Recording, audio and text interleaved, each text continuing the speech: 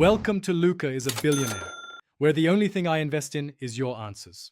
You'll begin by confirming essentials: TV model, power stability, and that your remote has fresh batteries.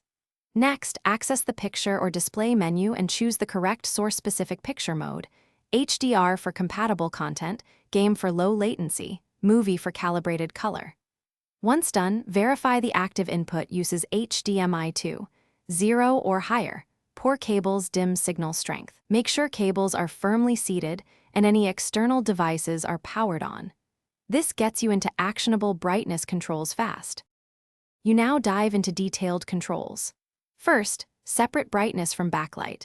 Raise backlight to boost overall luminance without crushing black detail, then nudge brightness to refine shadow visibility.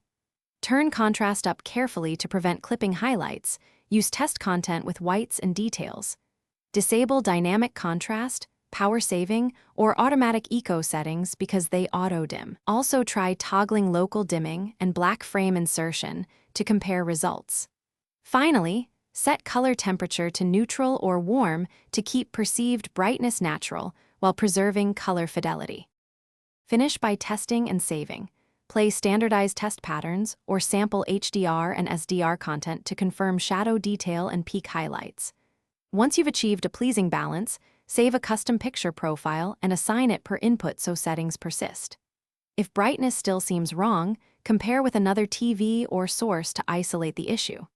If nothing helps, perform a factory reset as a last resort, but record baseline values first. Troubleshooting tip: if screen stays dim, inspect backlight/LED aging or power saver hardware modes.